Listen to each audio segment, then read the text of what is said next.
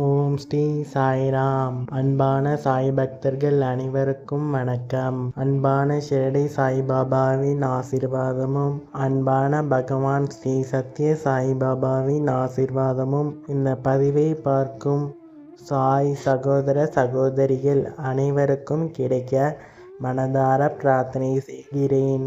பகவான் ஸ்ரீ சத்ய சாய்பாபாவின் தெய்வீக ஆசீர்வாதம். அன்பின் உருவங்களே, இந்த புனித விஜயதசமி தினத்தில் புகைத்தல், மதுபானம் அருந்துதல், அசைவ உணவுகளை சாப்பிடுதல் போன்ற தீய பழக்கங்களை துறக்க வேண்டும் என்று ஒரு உறுதிமொழி எடுக்க வேண்டும். பலர் இத்தீய பழக்கங்களின் தீமையான விளைவுகளை உணரவில்லை. ஒருவர் புகைப்பிடித்து வெள்ளை கைக்குட்டையில் மூச்சை ஊதினால் அதில் மஞ்சள் புள்ளிகள் தோன்றும். இது நோயின் அறிகுறி. புகைத்தல் புற்றுநோயை உண்டாக்கும்.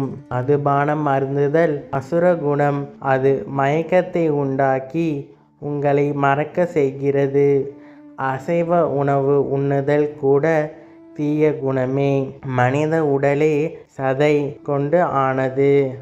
அப்படி இருக்க பறவைகள் மிருகங்களின் சதையை உண்ணுவதன் அவசியமென்ன? நீங்கள் புனிதமான உணவை மட்டுமே உண்ண வேண்டும். அப்போதுதான் உங்களுக்கு புனிதமான எண்ணங்கள் வரும்.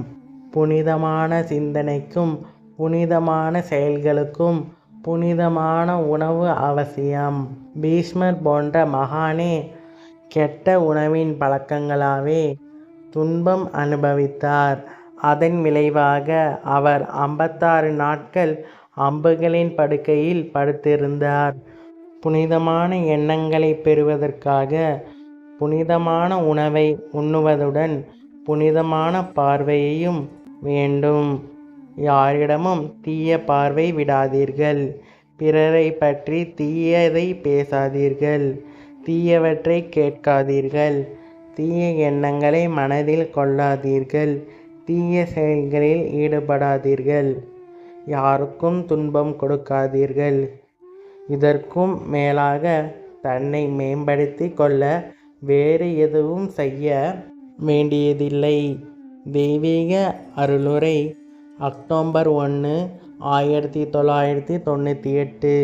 நமது அனைத்து செயல்களும் யக்ஞ நிலைக்கு உயர்த்தப்பட வேண்டும். இறைவனுக்கான அர்ப்பணிப்பாக இருக்க வேண்டும். அதுவே இலக்கு, அதுவே நிறைவு என்கிறார் அன்பான பகவான் ஸ்ரீ சத்ய சாயி பாபா. ஓம் ஸ்ரீ சாய்ராம். ஜெய் சாய்ராம். அல்லாஹ் மாலிக்.